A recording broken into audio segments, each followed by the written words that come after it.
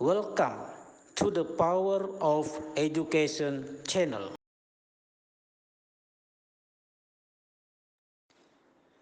Bismillahirrahmanirrahim.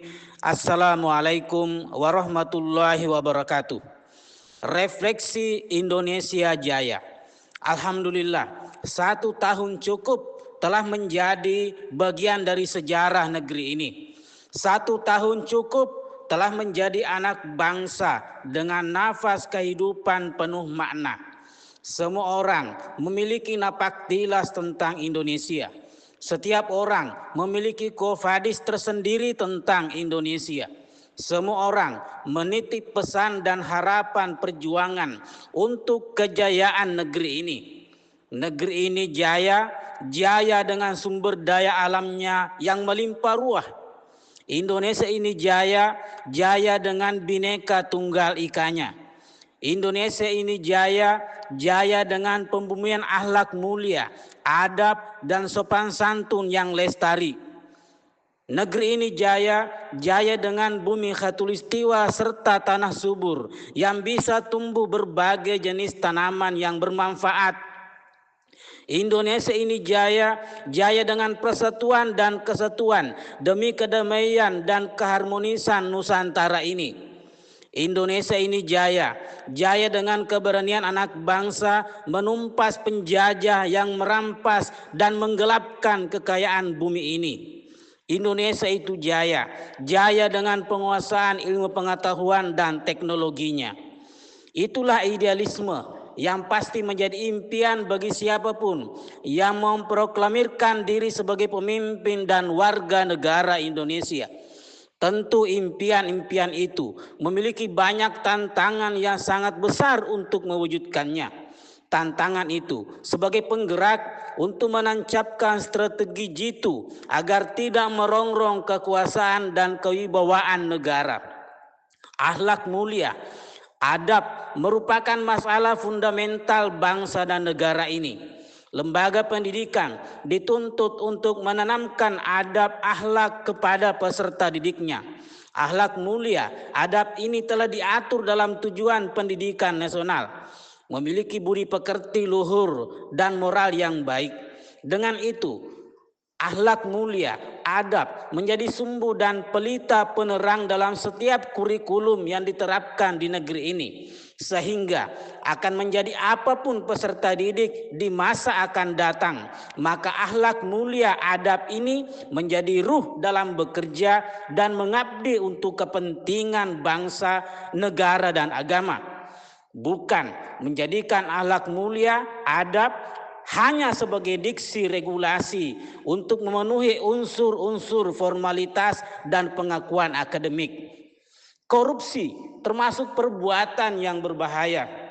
Saking berbahayanya sehingga sudah sejak lama Komisi Pemberantasan Korupsi yang dibentuk melakukan pemberantasan terhadap korupsi. KPK mencatat kinerja penegakan hukum sepanjang 2025 yang menetapkan 118 tersangka kasus korupsi. Dengan melihat kasus korupsi yang ada, semestinya memberikan pembelajaran mendalam dan kesadaran kepada pejabat dan siapapun untuk semakin berhati-hati dalam menunaikan amanah negara yang telah diberikan.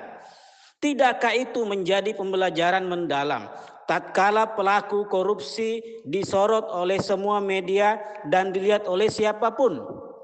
Tidakkah itu menjadi pembelajaran mendalam ketika pelaku koruptor harus berhadapan dengan hukum, penjara, borgol, sorotan mata dari berbagai penjuru angin?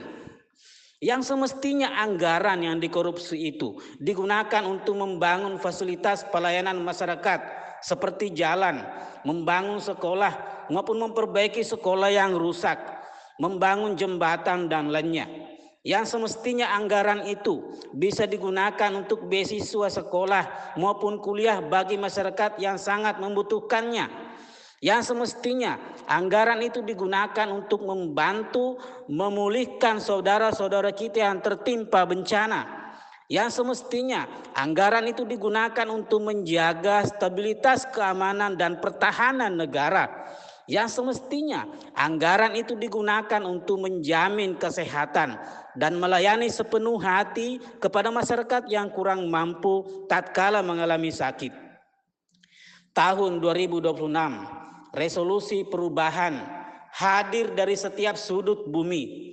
Waktu itu terus bergerak, tahun itu terus menua, usia semakin berkurang, harapan-harapan hadir menyelimuti kekalutan, suka dan duka yang telah dilalui menjadi buah pengalaman yang dijadikan guru yang terbaik untuk setiap hari.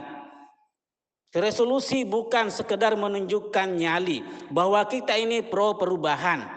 Resolusi bukan sekedar diksi yang menjadi branding agar kita ini kelihatan memiliki motivasi untuk pola pikir bertumbuh, growth mindset. Resolusi itu komitmen ketika jatuh akan bangkit lagi dan pantang menyerah, pantang bersedih, pantang berputus asa. Resolusi itu komitmen bahwa Indonesia akan lebih baik dan terus berjaya. Lebih baik karakter dan integritasnya, lebih baik mutu pendidikannya, lebih baik kesejahteraannya, lebih baik tugas pekerjaan maupun tanggung jawabnya.